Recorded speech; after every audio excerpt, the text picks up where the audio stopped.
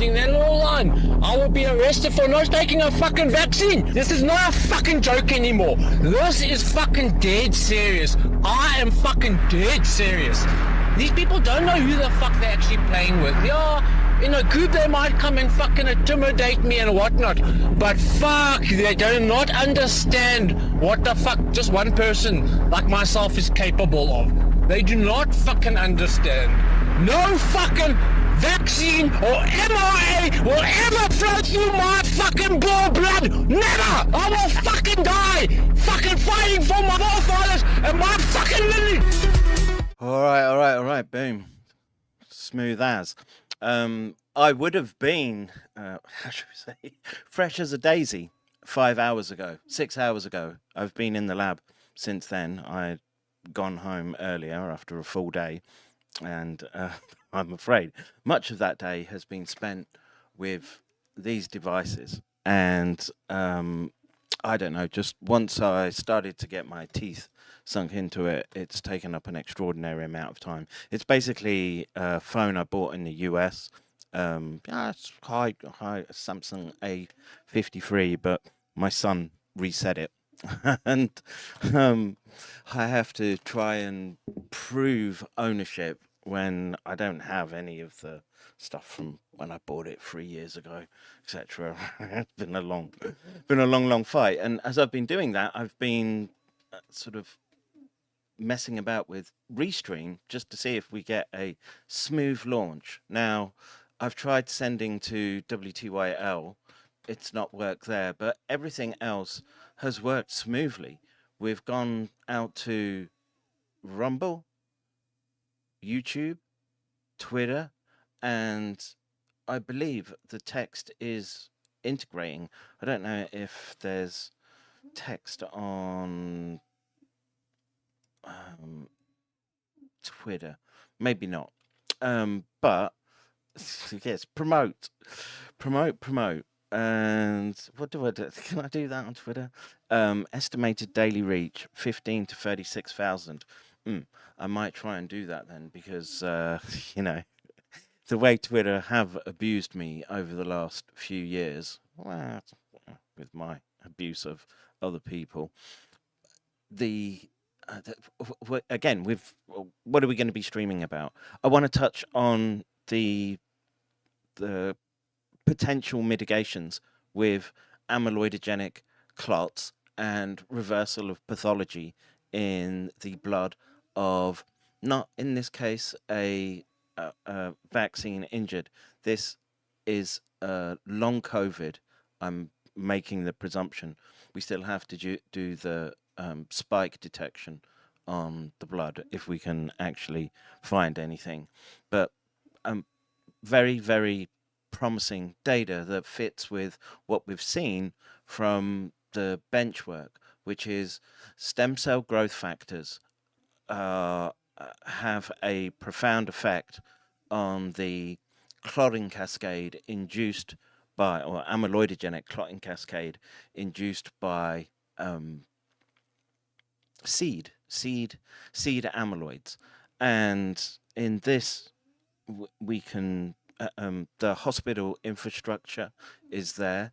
We're working on the lab testing, trying to improve day by day. Tomorrow, or what day is it today? Tuesday, right? Yeah. Tomorrow, the citation 5 arrives for quantification of people's specimens that come in for UV amyloid detection. And I'm leaning in and about to pull the trigger on the mag pics. Where did that go? I was responding to the emails, and the whole package, including the software, $8,000, and a critical data point in showing that we have been able to reverse this pathology, this very, very difficult and complex disease process that comes from multiple attack vectors. And so with dealing with these complex attack vectors, we've been in a basically back to the wall fight in the trenches to try to come up with something that shows an impact. And look, I'm sorry, the nattokinase protocols of this world don't go in and impact like this type of intervention. If there is something approximating a silver bullet approach, it's this. Now, I'm not saying the flavonoids or the enzymes are not useful for maintenance and perhaps even setting up and preparation, but the the key the key point right now is that with direct intervention, so cleaning of the blood using double filtration plasma apheresis, followed so what's the staging that we did? Multiple infusions of stem cell growth factors prior to the double filtration plasma pheresis, and collecting blood to check the progress, the clinical progress. And we have a very, very strong signal with respect to reversing this pathology. And so I want to say, I'm trying to sort of temper expectations, but this is critically important, right? And like I say, for all the diagnostics that we have, it's no good if you can't point the patient to somewhere that says this does something beneficial. And I'll be brutally honest, I've seen the results from 99% of the therapies out there, and they do not work like this protocol that we've initiated in Japan. And it's a degree of serendipity, of course, but a lot of hard work and a lot of I'll lose that slide, and a lot of effort by everyone. And so now it's possible. Now, of course, it's possible to contact me, and I can make sure that you get that therapy, and hopefully by then we'll have the in-house diagnostics as well for the cytokines, and we can run through the whole process within a few weeks, I would imagine. That's what we should be aiming for right now. And again, I'm not claiming patent or intellectual property over this process. I want this to be as free and open source. The problem is it's an expensive approach.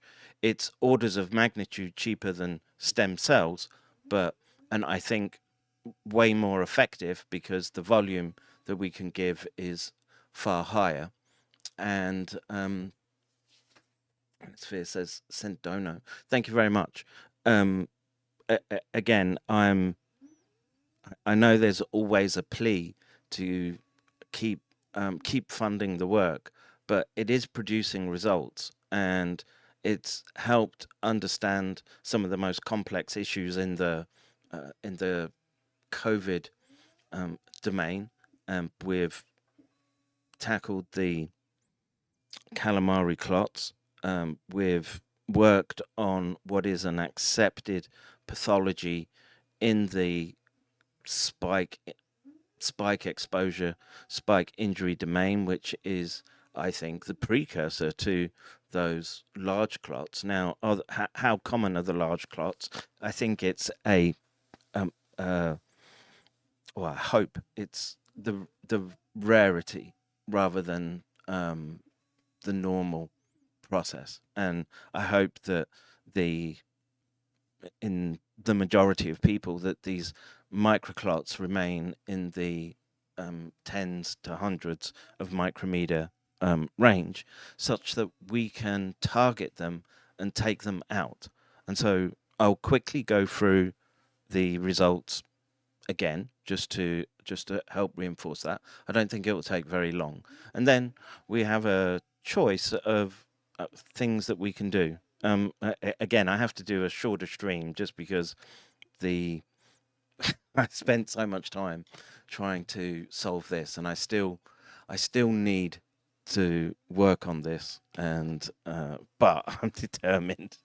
I'm determined to fix it. Right. So yeah, not so much geopolitics today. It's just emphasis on what we've been able to achieve. Okay, so we'll be looking again at the PowerPoint slides. I'll explain what it is that we did with respect to, again, a bench understanding and intervention, and carrying that intervention into the clinic. And so let's do this. So and everything looks smooth with Restream. Fantastic. I just gotta figure out the WTYL one, but yeah, but just before we start the stream, you can upload your screen thumbnail, whatever, for your beginning.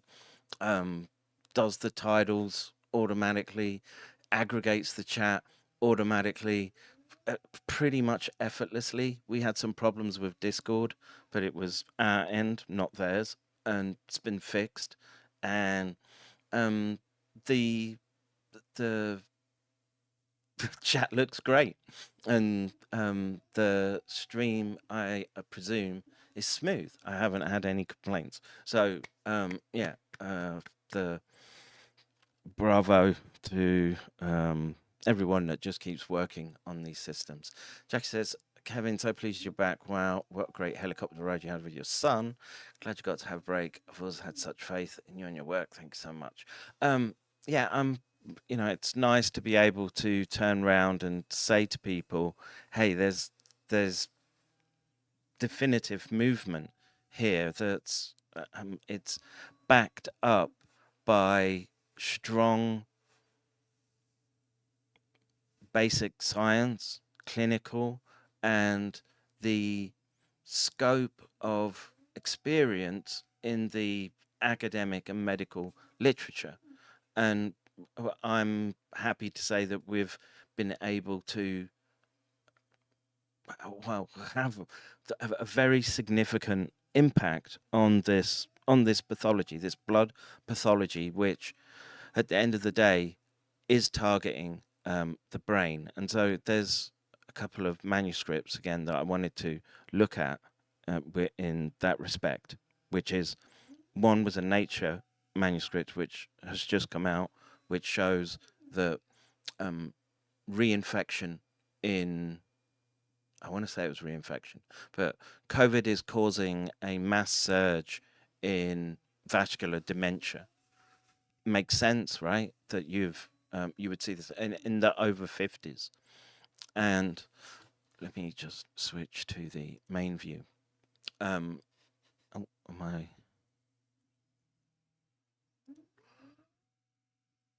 Come on, am I there? Let's see the whole of the screen. Yeah, I hope I'm on the screen. So yeah, make myself a little bigger. So just to remind everyone, the only reason that we've been able to get to this point after 5 years is that blue button down below. And for everyone that's chipped in, from small to large, you've all played a part to get to this point. And again, so a degree of serendipity was involved, but it basically emerged because of the testing. So I can put this in the chat, and yeah, I can just use Restream. Will it do that? Type a message. Yeah, go on. Did it work? Yes, it did. So,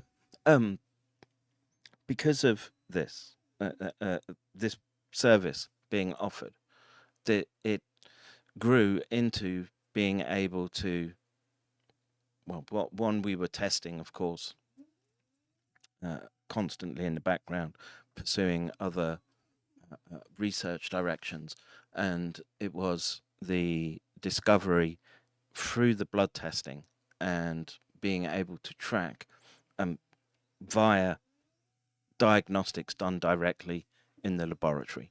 And so that's why I'm confident.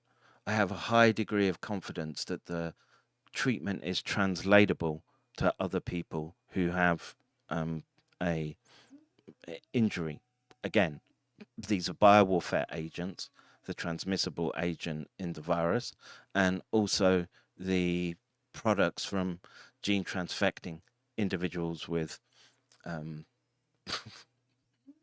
codon optimized and perhaps having what do they call it? CRISPR-Cas9 PAM sites. Maybe, I don't know.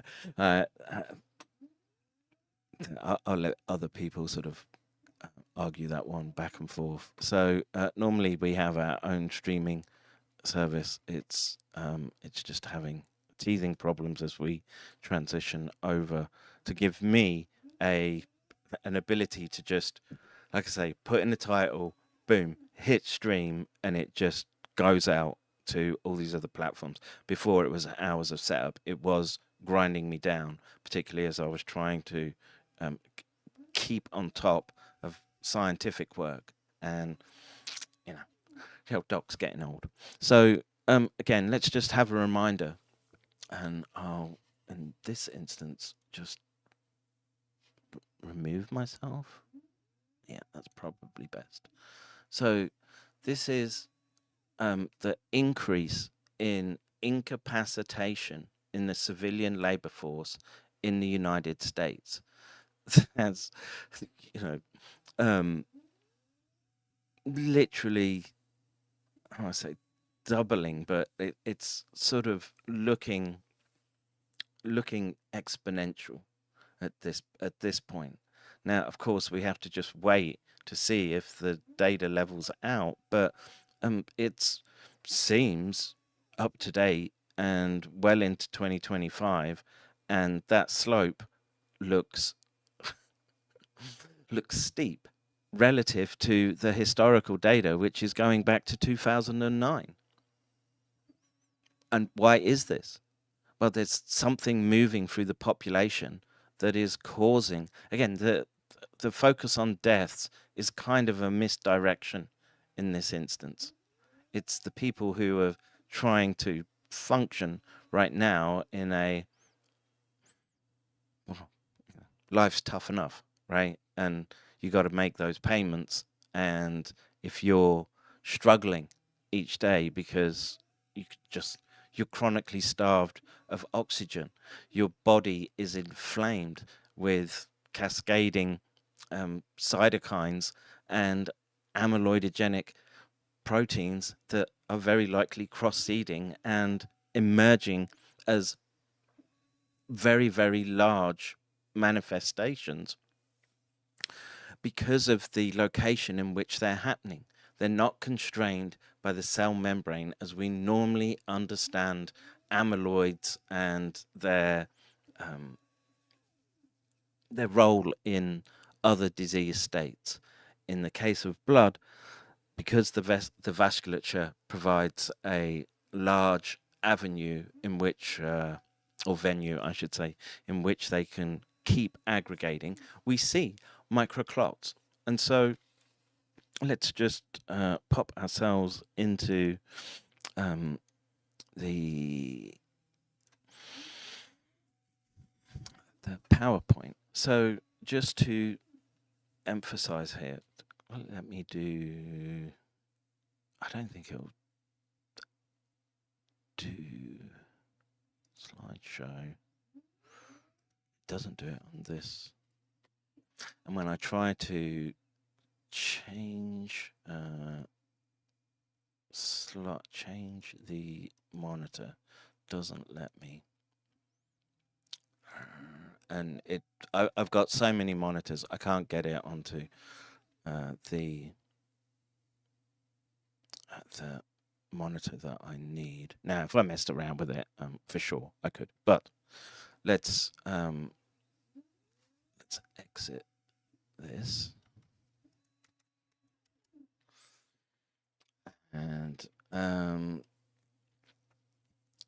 let's get rid of this, get rid of this, and toxic peptides, amyloids, and prions from genetic vaccines to SARS-CoV-2 viruses. And we'll quickly sort of skim through this and get to one, that all the vaccines contain the same amyloid catalyzing epitopes that the OG Wuhan virus did. This is of concern, and one of the primary concerns that we have, of course, is clotting. Here you can see a patient at Edogawa Hospital as vaccines were rolled out in Japan, and this patient lost his arm, unfortunately, and severe clotting has been a feature of the landscape from spike exposure, especially using gene transfection technologies. Now, this person doesn't rank on the, or put a tick in the mortality statistics. He goes into that increasing number of people who are incapacitated, and people just don't spend the time to look there. We showed years ago, I think one of the first to sort of put it out there on the internet, that exposure to the vaccines causes a desaturation and clotting effect when applied to live blood. And there you can sort of see it being picked out. It's a little out of focus, but we bring it in. And this was, of course, at the time, all streamed live. People were able to watch, completely transparent. And yeah, we're working hard in laboratory. We have animal testing, collaborations with Kevin McCairn. We're doing genomic testing. We'll ramp up a whole bunch of that with nanopore sequencing in the coming months. And yeah, of course, we have small animal surgeries, etc.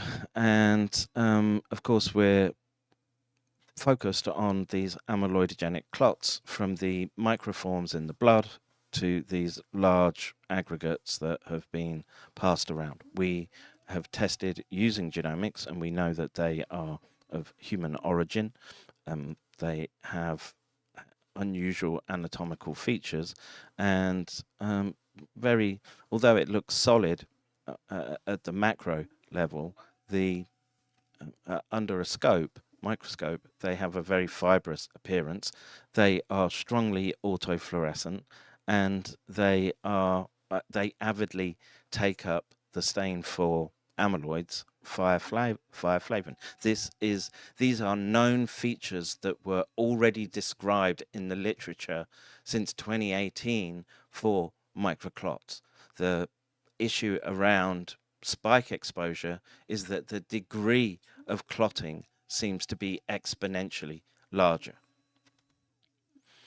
A close look at the nanostructure with scanning electron microscopy shows a very much distorted and irregular form of protein, primarily fibrin in this instance, that that makes up these microclots.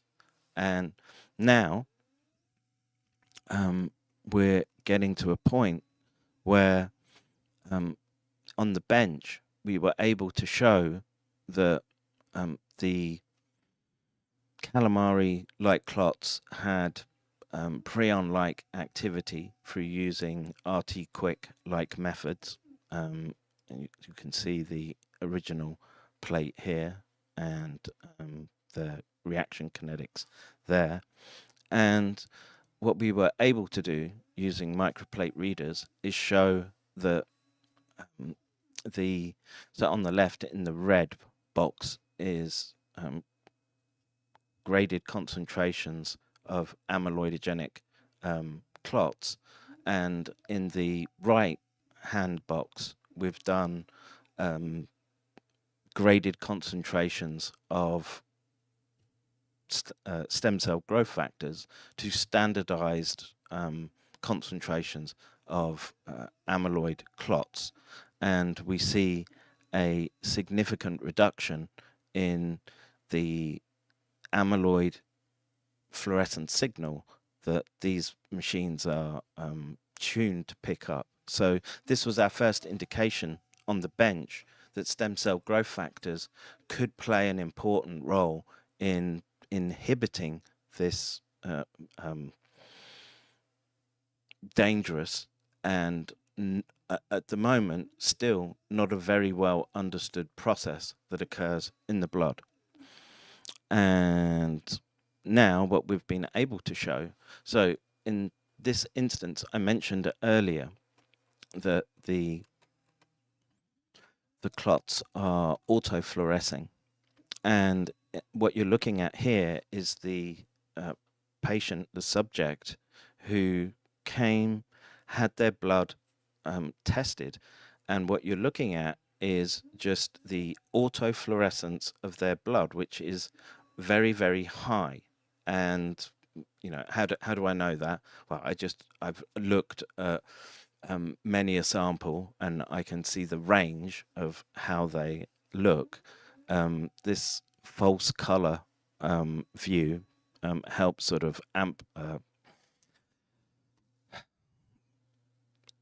so there's the only thing that's been done with this image is it's been digitally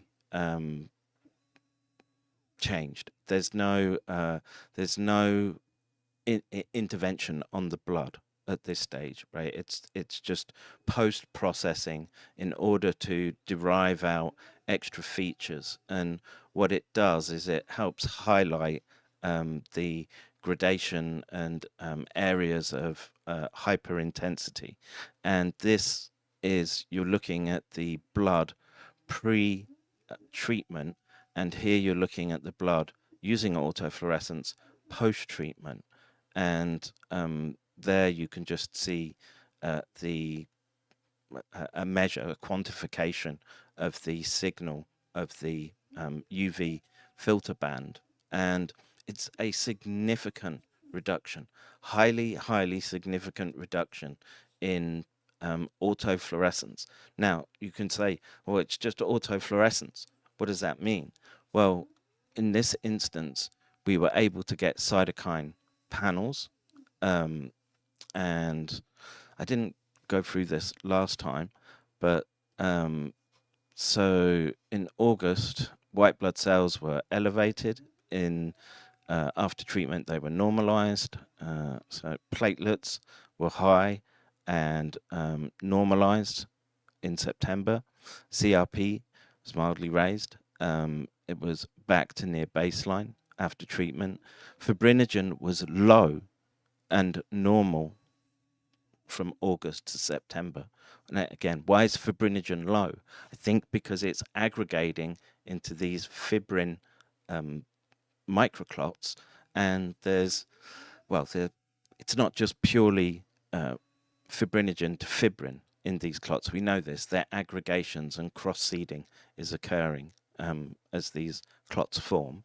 And the D dimer was elevated. In this case, it was lowered after treatment, and LDH was slightly elevated and lower, and it's just made a summary, or made a summary of fluorescence, which was high diffuse signal, and after treatment it was low to uniform, and just a quick sort of calculation of the relative intensities, I made it out to be about 23%. Again, this is just a preliminary analysis, and there is much more to do. And I would say that's an indicator of reduced beta sheet fibrin burden. And we have a measure of cytokines. So we did a cytokine panel to overlay with the fluorescent and amyloid signature that we were seeing. And in the August pre-treatment stage, there was 1, 2, 3, 4, 5, 6, 7 out of range cytokines, and this was reduced to just 4, and those 4 are approaching the normal levels. So they weren't static pre and post treatment, which is an important factor. They're moving towards a healthy state. And the cytokine panel is it's expensive currently, and requires a degree of coordination and movement that I'm pleading that we address right now, such that we can get the mag picks. We need that $8,000, and then I will pull the trigger. And then, of course, there are the kits you need to be able to run cytokine panels. They can run very expensive, and we'll have to experiment somewhat to try to see what's the best in this instance. Here you can see examples of microclotting in this individual, and this is post treatment. And so again, this is in other people have claimed radical treatments. Again, you can you hope that they're being honest with their data. In this case, again, I've tried over 5 years to give everyone as much of a real-time view into the laboratory as possible. Of course, we have to think about patient anonymity as well. And, this is, although the bench work was very much established, this is the first attempt at being able to deploy this high intensity treatment and see such radical changes in the blood from what was a very much disease state to what appears now to be very much in the normal, or moving towards the normal range. And that is not something to be sniffed at in the current environment, especially considering the number of people that have been hurt and incapacitated. We still have circulating virus. It still causes intravascular coagulopathy, and of course we see rows and lines of people lining up for gene transfection exposure of spike protein. Again, I'm not so much interested in the arguments around the benefits. What I'm interested in is the casualties that emerge and how do we treat them. And it's irrelevant to me from which side they come from. They look the same. The pathological features in the blood are nearly identical. I'll be interested to see what our data says with the cytokine panels, and that's why we need to move in this direction. We have to be able to pin down all the data points, right? So we can be sure that we're making the most with respect to what we expose the patient to, which should be top priority. Apheresis is an invasive procedure. you're taking blood from one arm and you're running a couple of liters through a machine and feeding it back in to another arm, and it takes time and it takes specialized facilities, and then you have to time the treatment with the stem cells so you have maximal impact on the cytokine profile of the patients who have gone through the process. And that's, we're getting to the point where we can start to work that out. Unfortunately, it means if you want treatment is available. It's available right now. It means you have to come to Japan. It's a flight away, and I can tell you that this approach is radically better than EBU. We actually tried the EBU, so extracorporeal blood oxygenation and ozonation, kind of similar to apheresis, or the double filtration plasma apheresis that we used in this protocol, but it just didn't have the impact that we saw once we really upped the levels of stem cell growth factors and introduced the different apheretic approach. And others are more than welcome to try the process. Again, I claim no intellectual rights over it in this instance. It's out there for the public and medical professionals to try if you have the facilities. Perhaps a nod to the the doc and Edogawa Hospital, who have made much of this happen, would be nice. And seems that Rumble stream got bricked. It says streaming. I don't know what to tell you, but that's the data with respect to where we are with therapeutic intervention. And what did I want to do next? So there are a couple of manuscripts that I wanted to look at. One was this one, quantification of fibrinolytic clots in plasma from pediatric long COVID patients using a microfluidic assay. And we don't have, it's going to kick me out.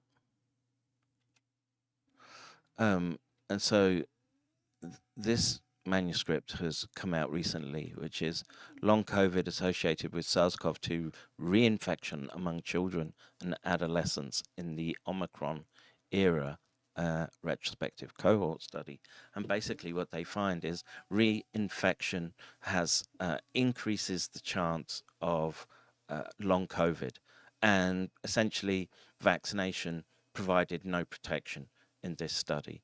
And so these are our children, and so we must have procedures in place to bring these young people back towards the childhood they should have had before biowarfare programs were unleashed on the global populace, as far as I'm concerned. So there's the other manuscript, of course, about the let me just find that, about the over 50s.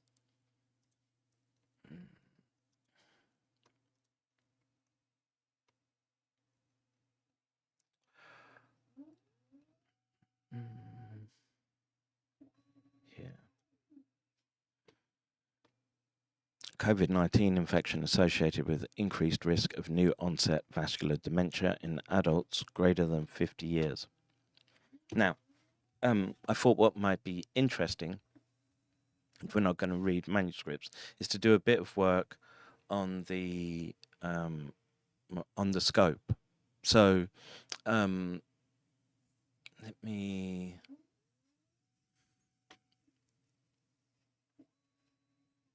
me do this.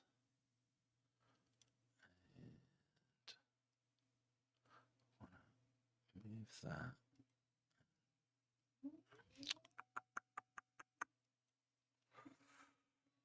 Do that. Okay, that should help with the display. But we're going to use scope. Now, just out of interest, not out of interest, I'd of course been working with the blood of Baby B and the Substack articles that I'd written about him.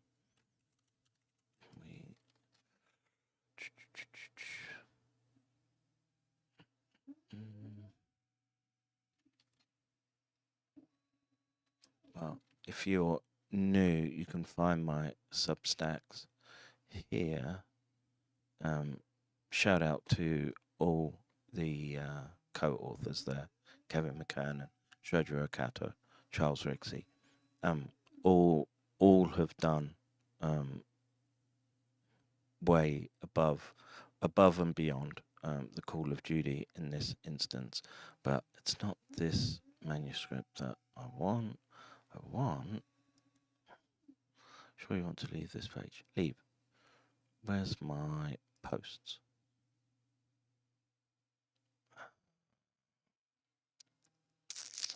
Yeah. Amyloidogenic fibrin microclotting following prenatal mRNA vaccination exposure. Now, one of the criticisms for this initial set of data points was that the sample came on a glass slide, and so as such it's subject to environmental contamination as it makes its way to the laboratory. And I had slides. After this, we had blood taken by a pediatrician and done straight from the vein into a vacutainer to remove any of those confounds which people are bringing up. And I was just today I was just looking through my box of slides because I wanted to use one of my slides, or some of my slides, to show that the symptoms with respect to autofluorescence are consistent as well, and using myself as an example. And if I do this, I'm sorry, I'm not paying much attention to the chat. I'll do that real quick.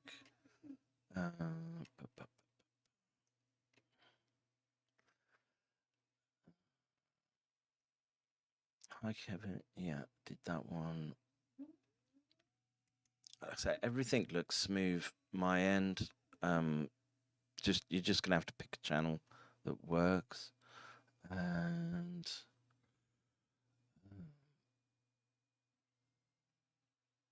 bizarre neuro issues during my 45-day war with COVID, not totally resolved. Robert, make your way to Japan. Send me a blood sample. The cheaper option is send a blood sample first, and we can have a look there. Look at the mess on Rumble. What mess on Rumble? It looks oh,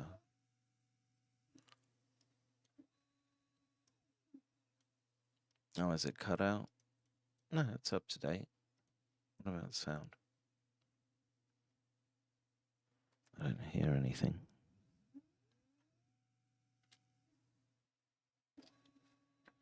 I don't know. Is there no sound on Rumble? I don't YouTube is the new front now. If they'll let me stay. And potentially there's just more exposure on YouTube, and as much as I enjoy or I've been grateful to Rumble, it's working.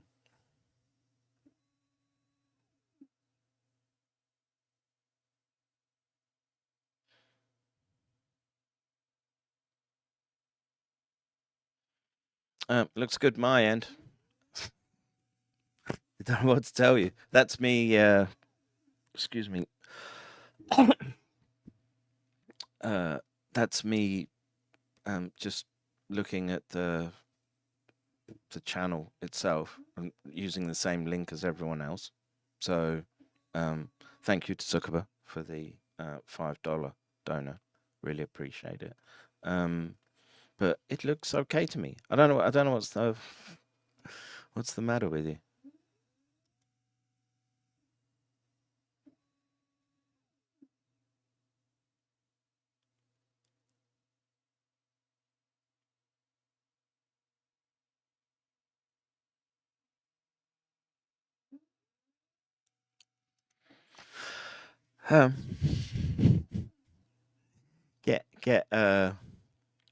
Get an internet connection for the 21st century would be my advice then.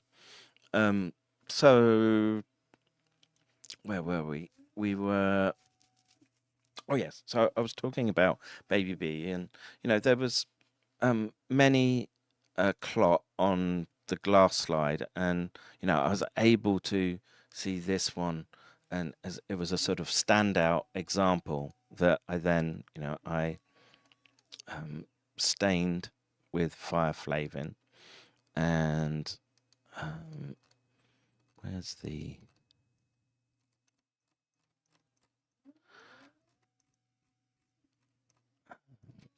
did I not put the scanning electron microscopy in there? I'm gonna have to go back to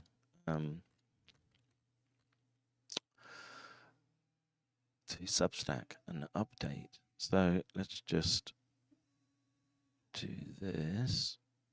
Bring this back up,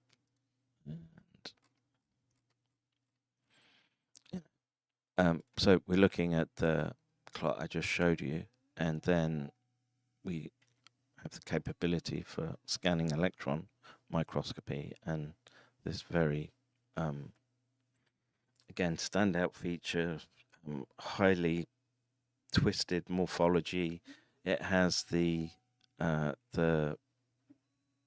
bolus-like microclots at either end and along the length. And today I was again looking through the slide box. Have I put that on the table? Just bear with me a second.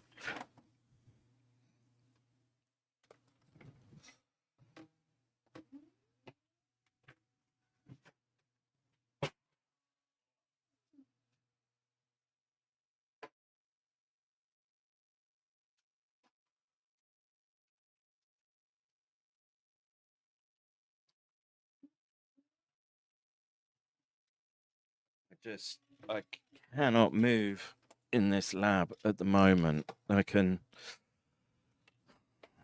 see the promised land through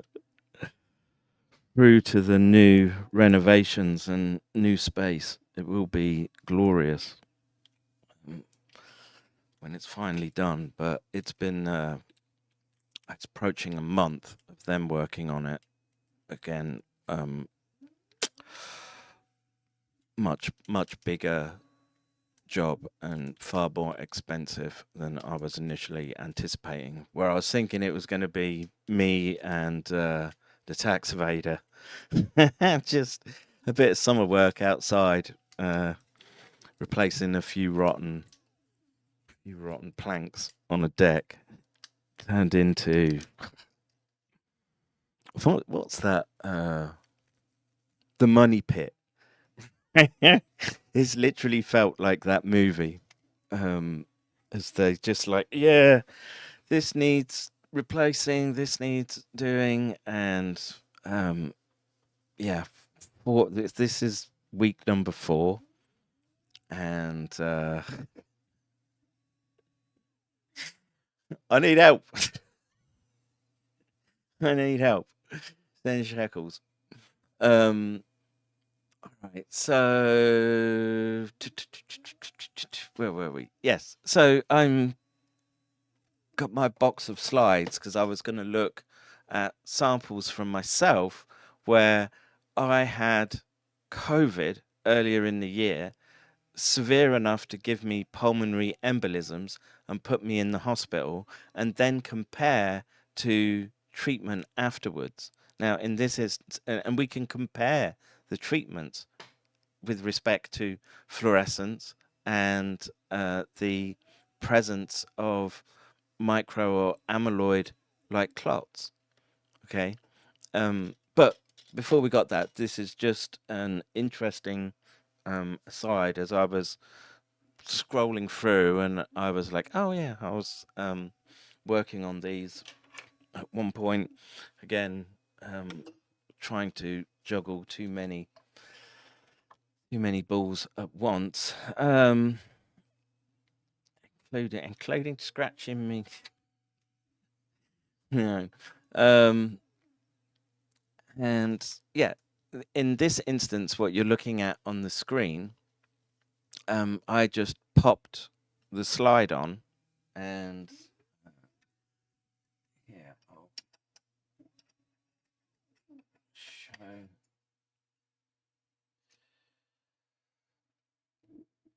You don't see me, right? Am I on the screen? No. Right. So let's do this and do this. And so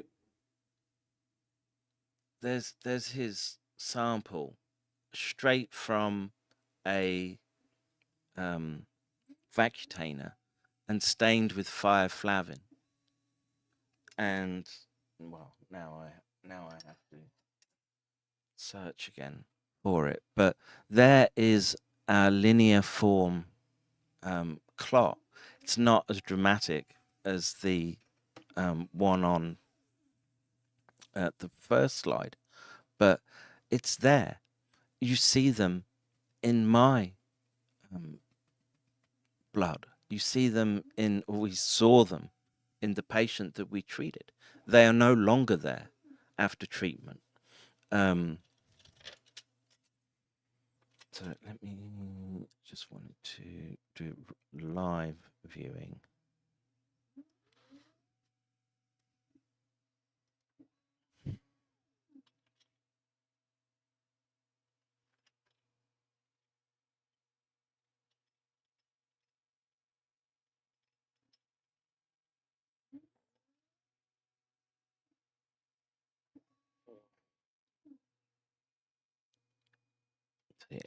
The doc spots lots of abnormalities.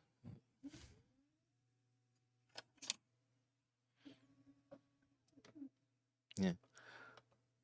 Boom. That's vacutated blood. That's a large amyloidogenic clot.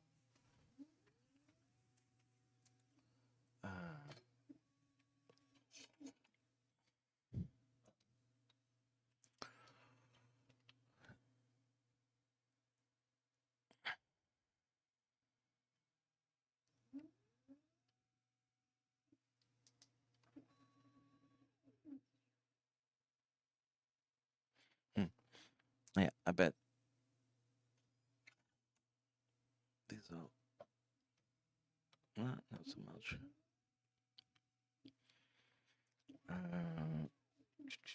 New messages. We do not see microscope. Oh, sorry. Yes, of course. There.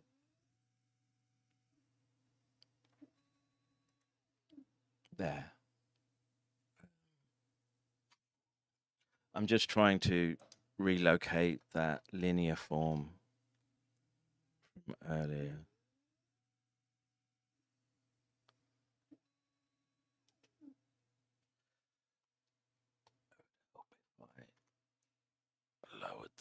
notification, of course. Oh, it's here.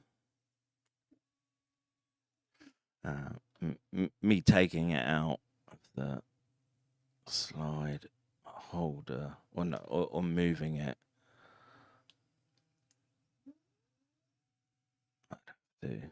I don't know how interesting viewing it is for you guys as I roll around. I know I'm in the vicinity.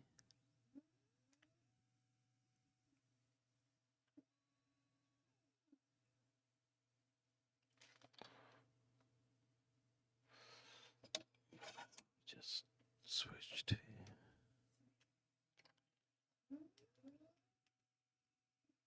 Aha! There we go.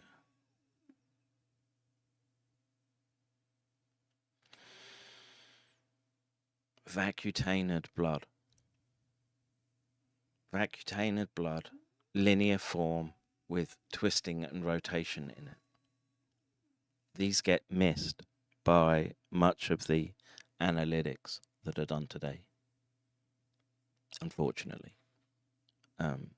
But as we've studied this phenomenon, we've been able to hone in and find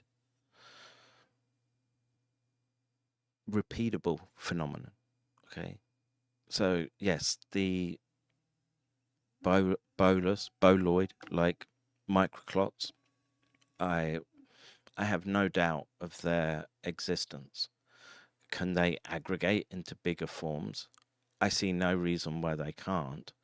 And the linear form as well is, again, we're still studying this, and it may be due to the ratios of the peptides that are misfolding, or proteins that are misfolding.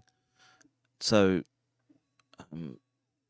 don't let those who have, and literally there were some that tried to dismiss the work. It's too repeatable, and they have to prove otherwise. There's the data in your face, or was till the camera broke. 4K resolution. That clot is hundreds of micrometers long, and it's not the only one.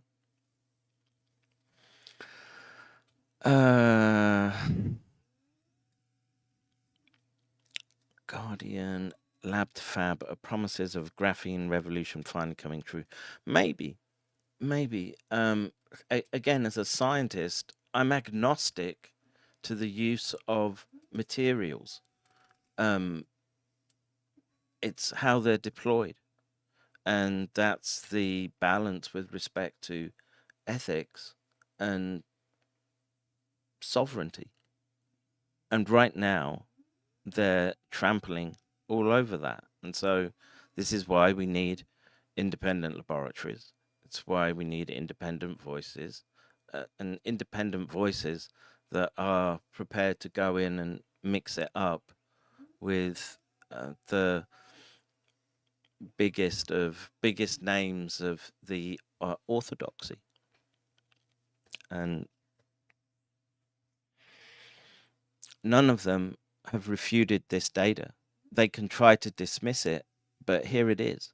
And what was,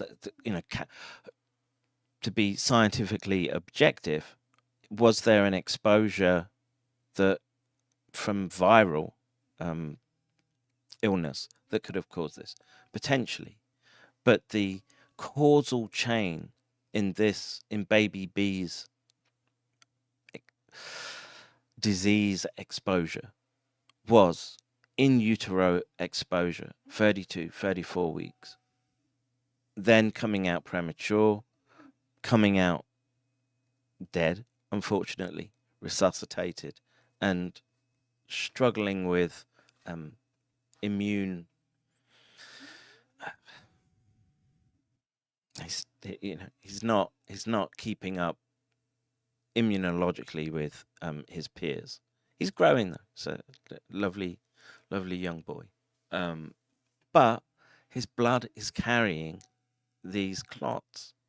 You have to prove that they're not clots if you wish to try and debunk this. You go and get the blood samples. You organize to get it and show that these are artifacts of some form.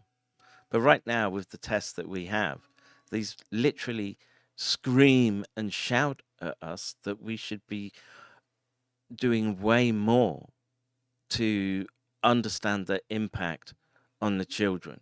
If you're an adult, yeah, I'm not so fussed about you. It's kids that I want to protect. And if they've done this to children, then my wrath is endless, I'm afraid. And all the time I've got breath, I'll be sitting here showing the world what they've done. And there it is on the screen.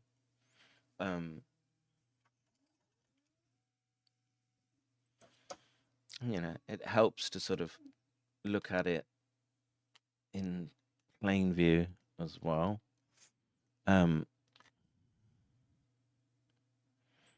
Sort of hone in on some of the structural elements, and yeah, I'm gonna take this one to the bigger lab just to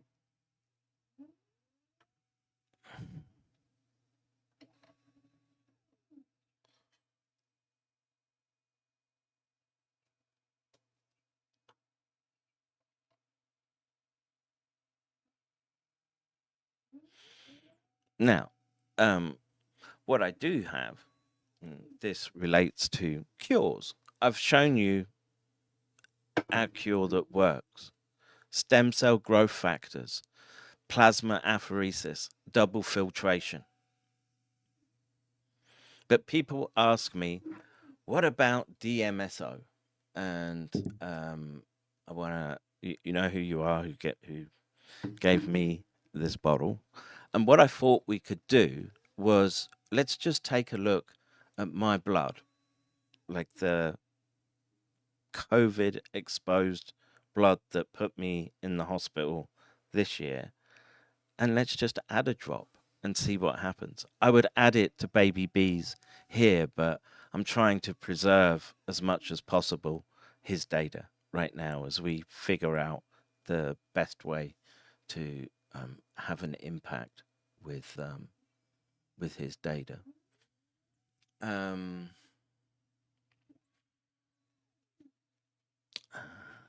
wants me to click a link.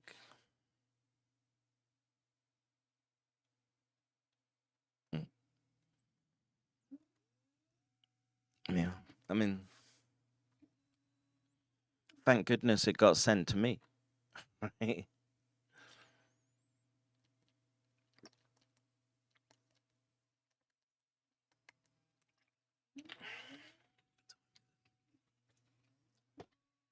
I've still got stuff to do with bones, but let's put baby B's precious slides back into our case.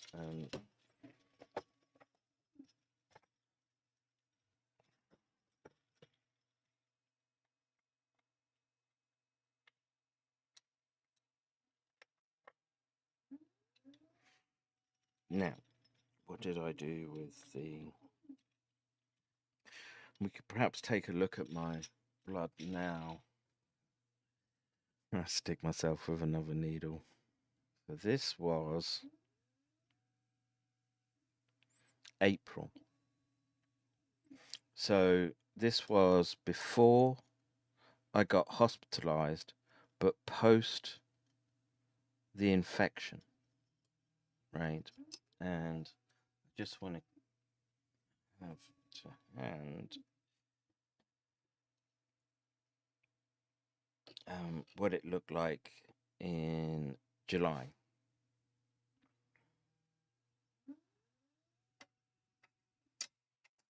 And then we'll add some DMSO, see what happens. Okay. All right, so here you go. This is looking at normal blood. So this is in a normal sort of standard operating range.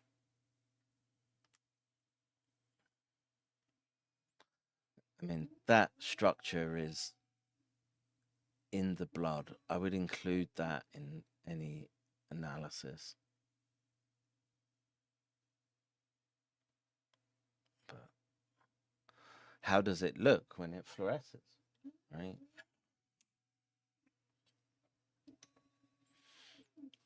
That is a bright, bright signal. Didn't have the cytokine panels available. Again, I'm pleading to try to get the money together. People have said that they will give money, but and I'm sure that they will follow. I hope so. But again, the $8,000 is just the machine. The kit for those machines are expensive. A full, like, you want the full panel suite, it's $3,000 to $4,000 to buy that kit. Okay, now I'm hoping with that kit I could do 100 subjects, pre and post testing intervention, and so this isn't dyed with fireflavin, but if we roll over, this is fireflavin stained, and you sort of see the difference, right? You now get these microclots.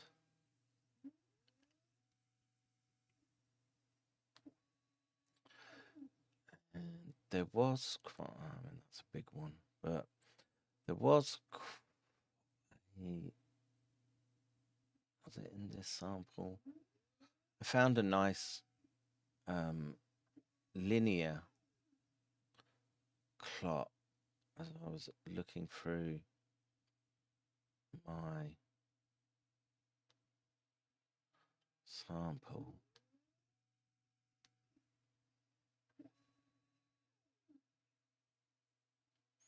You can see some forming there.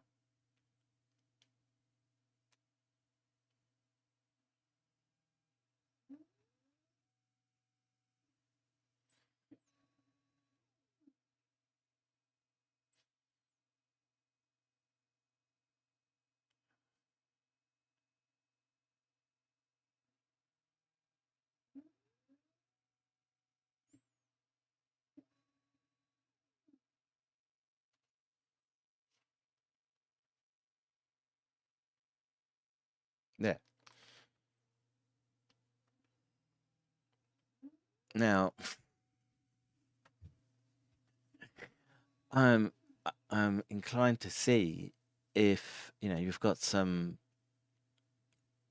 bolus like microclots, you've got sort of linear, and next to it sort of one that's tangled up, and this was my see, I don't want to move it right now. Just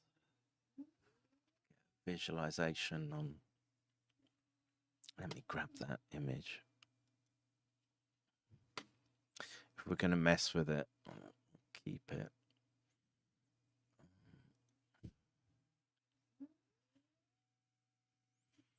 Let's snip out.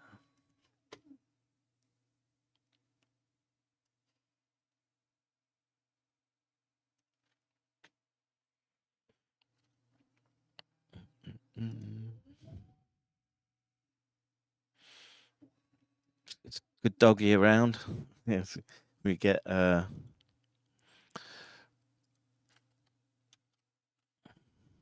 is Kevin. Yeah, hang on. I can just drag this. Where'd it go?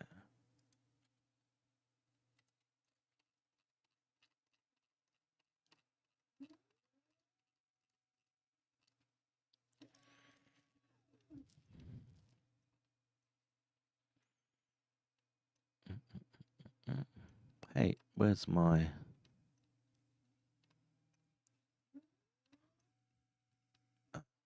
Here. So...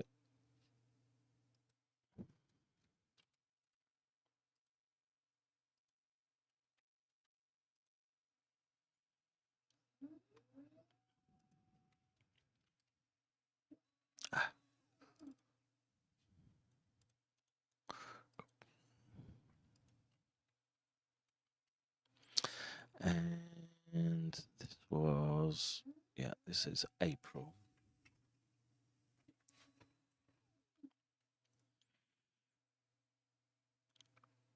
And okay, what do I do, crowd? Do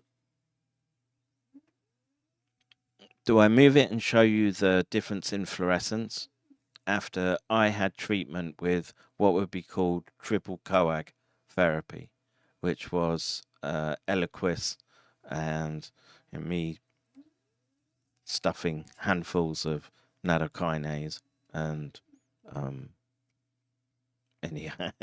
basically any other clopidogrel I think they gave for a few weeks, and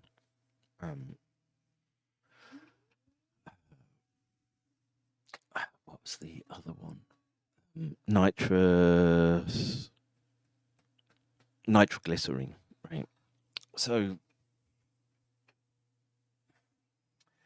if I don't move, I just put this, hopefully we get a sample.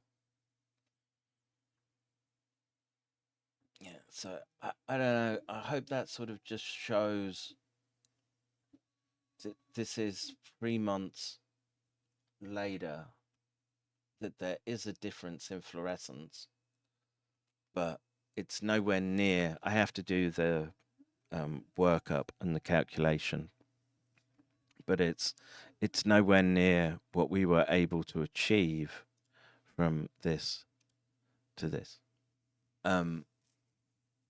And so anyway, let's let's go back. A lot of people ask me for it, which is DMSO. Do DMSO. There's our target region.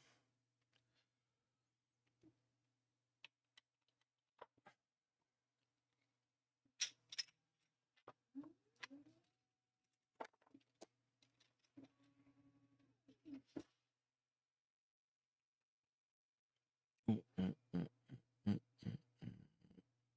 did I do?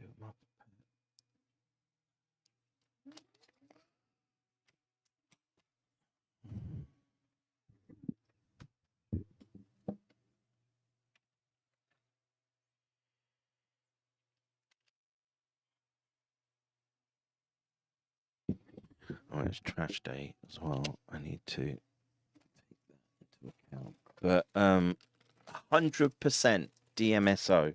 Let's just see if it just dissolves away these aggregates which have been labeled by thioflavin. I'm interested to see. No. Oops. Filtered it.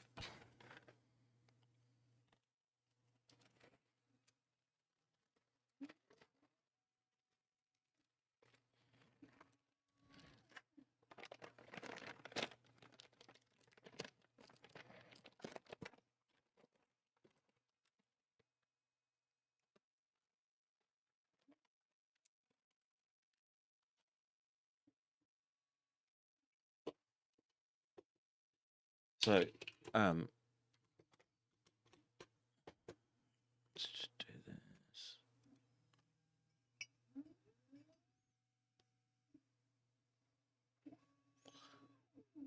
So, research grade 99.9% pure.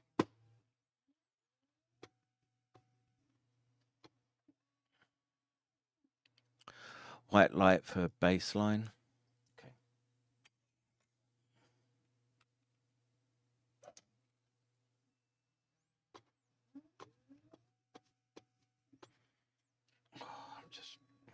Yeah, look, the lab is driving me. Look, I can handle a degree of like I've always said, meticulously clean lab is a lab that isn't working. And so, if stuff's moving all the time, there's a degree of I don't know, sort of working chaos, right? That you have to you have to stick with, but just right now, I can't move anywhere. I'm overwhelmed by just stuff, and wow, I'm sure if I took the time, um, I would find ways to fix it. But okay, let's get this 4K. Put it on the big screen.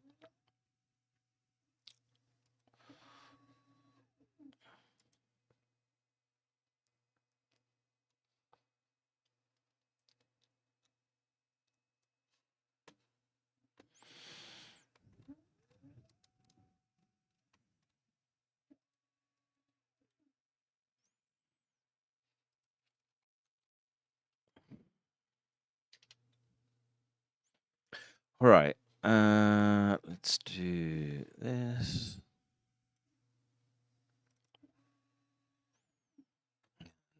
And the 3D printer has been running since yesterday afternoon.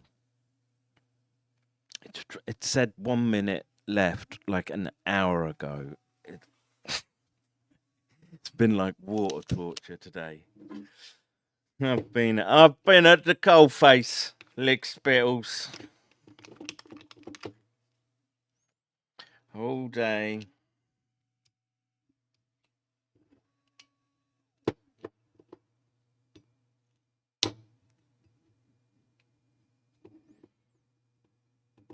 It's sealed well.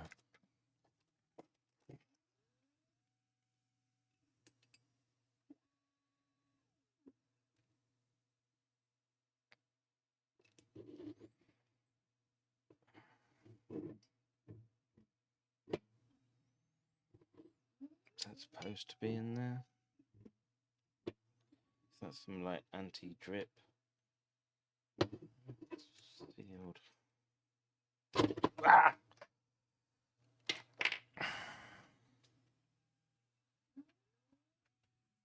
Blue rag, sir. Yes. Blue rag. Oh, it's DMSO. It stinks.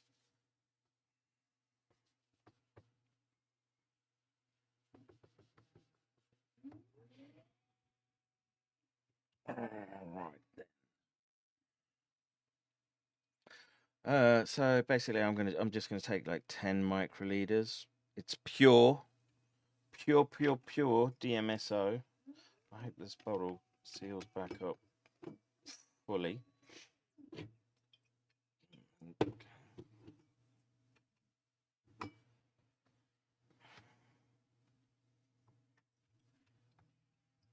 It was a job to open. Like a wine bottle. All right.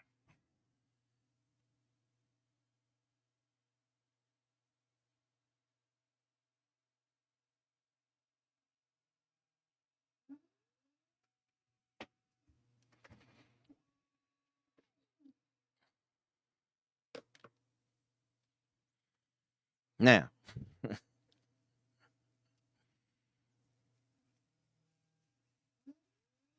is it dissolving?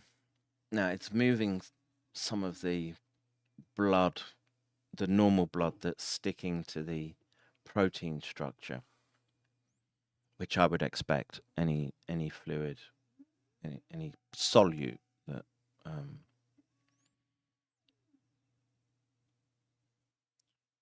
So I don't know how long we wait. Do I just leave this recording whilst I go and have to do other jobs like the phone and the trash today?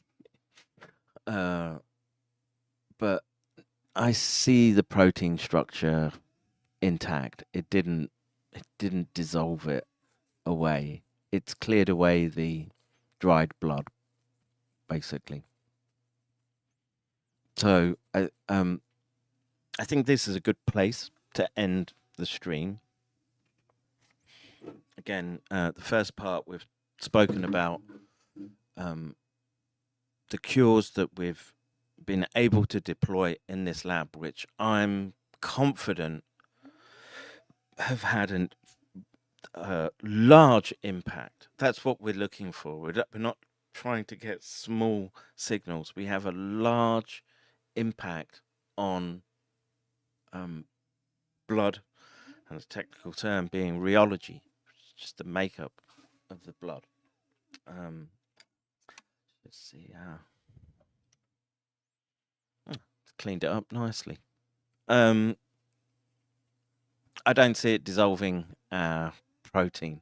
Now, I'm not inclined to leave it under fluorescent light, but I will.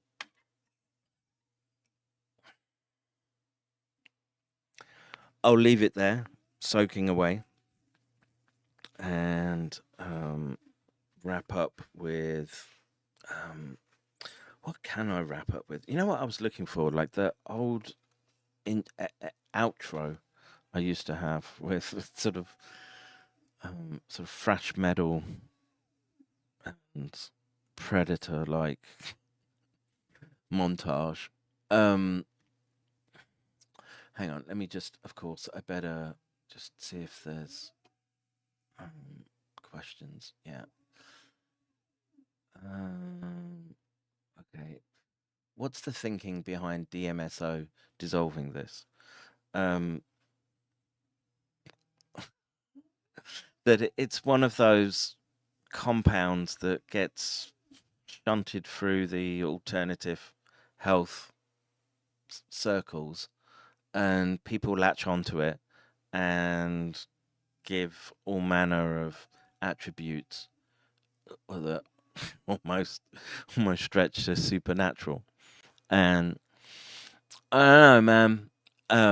I'm a results-driven kind of guy, and there's too much. There's too much that can be put down to placebo, nocebo, etc., etc. And I want to see measures, quantitative measures. And yeah, tomorrow, citation 5 is arriving. I'm waiting on filters to come. Filters seem difficult to get. The wait time is long. I'm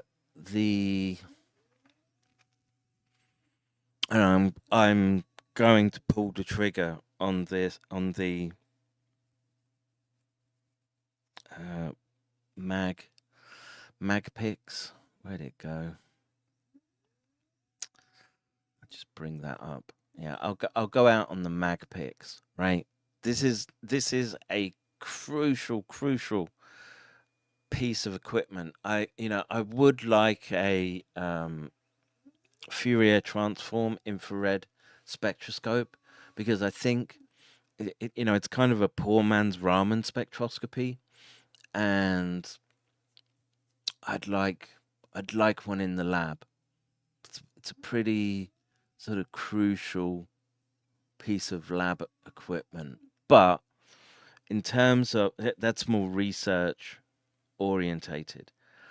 For fixing people and getting rid of those clots on the screen, double filtration, plasma apheresis, DPFF, and it's DFPP, sorry. DFPP and SGF, stem cell growth factors. That's what has the impact. And the doc would like, where's the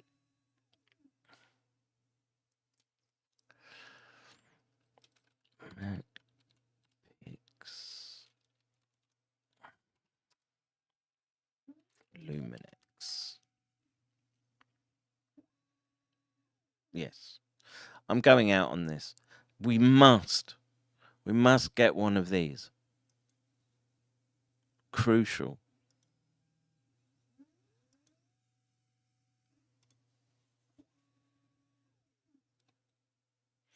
And with that, I'm going to say thanks for watching, listening, contributing. Please go out there and start scraping and scrounging. I'm going to. Yeah, let's get this. We need it. We need it. Oh, there's more questions. Hang on. Steve Kerr seems to have a lot of dough. Has anybody reached out to him? I can speak to him. I can send a message. Now, why isn't the chat? I'll solve that later. It was working, right? Trim focus slightly, please. You get what you got. Jeff Payne pointed out some dangers with DMSO on his X. Yeah, again, man. I think taking 99.9% pure DMSO probably ain't a good idea, and we'll just flick back to our scope.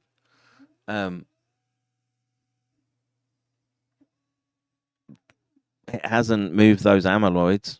Sorry.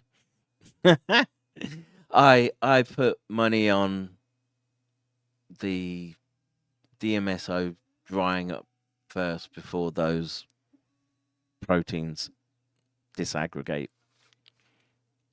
Sorry. Let's see. Would stem cell growth factors put on a slide with amyloid show something, or would it require? Yeah, it's biological process dependent. This is what I think. I think like we get the detection in fluorescent plates, but there's a you need advanced.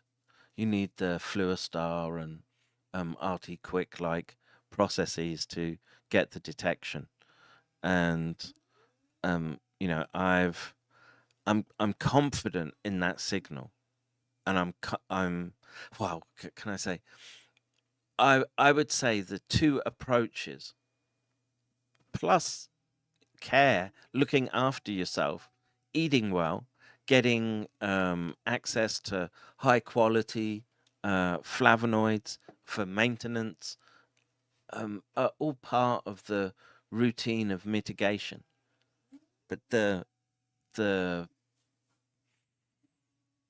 arrow's tip is the double filtration plasma apheresis, stem cell growth factors, in large amounts and given rapidly over a short period of time.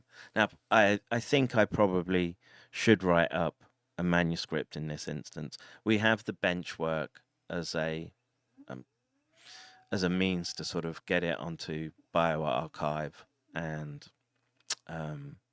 you know, N of one subject.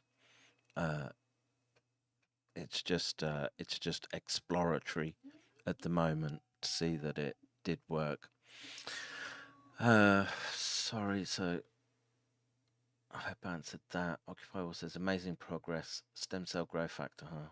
PayPal, anything, man. Like I say, I'm hemorrhaging money at the moment to try to get this data out, and you know, what am I? I'm basically having to do functional repairs on the building to stop it collapsing. I'm having I haven't taken salary in months.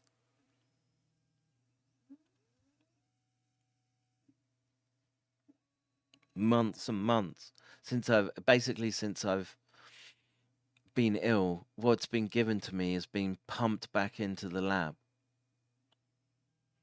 Given to that goddamn tax evading bleak. No stopping the runaway train. What's the runaway train?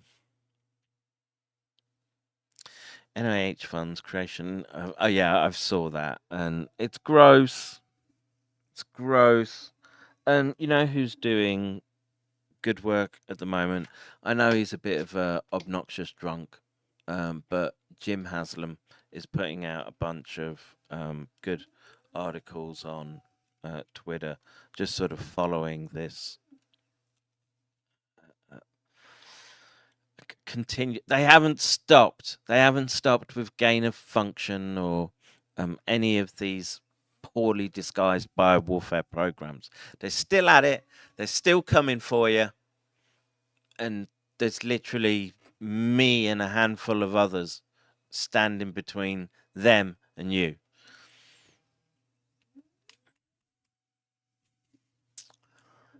Food Garden Club says all docs donor links on his website. Yeah, if you just go to McCairndojo.com. Yeah, look, man, I've had run-ins with Jim, but you know we should be focusing on Rocky Mountain Laboratories because that's the seat of prion research. One of the major ones in the US, and you can be, there's a public side and there's the weapon side, and whether Jim is getting the detail, the granular details correct or not, it's keeping attention on all these rat-fink scumbags who are running and gorging themselves on these programs, leading to what you're looking at on the screen there. It ain't disappearing with DMSO. You've literally got to get in there, high pressure filter the blood and reset the cytokine profile of the blood. And it's the treatment's there. You have to come to Japan. That's the catch at the moment. But it's the largest and oldest private hospital in Tokyo. My colleague Shojiro Kato, he's an awesome doctor, one of the best in Japan, the best in Japan, I would say. Let's see. Charles says we'll discuss plenty of biowarfare when you get to Japan. Yeah, and look, I hope by the time you get here, Charles, the lab is it's just chaos at the moment, dude. And we can just do more streaming and more work, more hands make light work. And, I'm struggling to do everything by myself. Sorry, it's just, I ain't 20 anymore. I'm old. I'm old and putting out work that other people earn millions from. Just in NIH salaries. And I'm putting it out for nothing. You're not seeing me wrap IP around the treatment. I'm just telling you what it is. Anyone can go and do it if you want.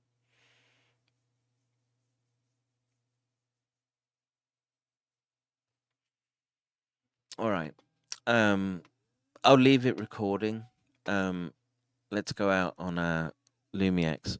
Let's get more machines with DC motors to drive me nuts. But let's go and let's do this. Let's get rid of me. All right, folks. Take care. God bless. MagPix is a compact And we're winning. fluorescent-based detection system capable of simultaneously measuring up to 50 analytes in a single microtiter well. Unlike the Luminex 200 and FlexMap 3D systems, which are based on the principle of flow cytometry, the MagPix system is a fluorescent imager. The system consists of the following components. The system fluidics include the syringe pump, sample probe, and sample valve. These components are accessible through the side access door panel for ease of maintenance. The sample tray is compatible with standard 9612 flat bottom, V bottom, and round bottom plates. Onboard dry fluid and waste containers include liquid level sensors to alert the user when the system is running dry and to prevent spillage.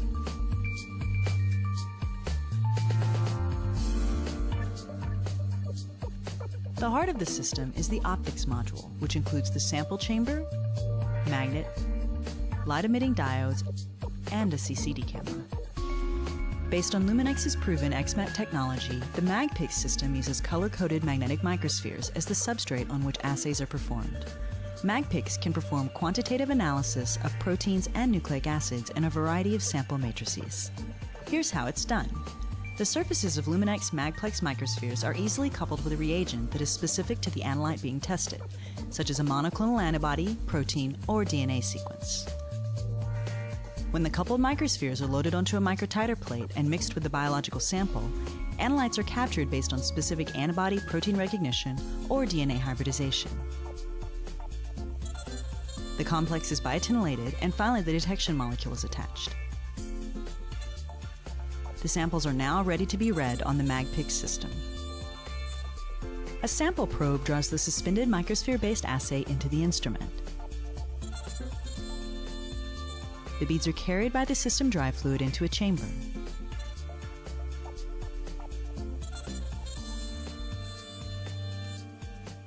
As this is happening, a magnet moves into place to hold the microspheres in position. The microspheres settle in a monolayer fashion on the back of the chamber. Red light-emitting diodes, LEDs, illuminate the chamber, and the CCD camera captures a set of images of the fluorescent microspheres.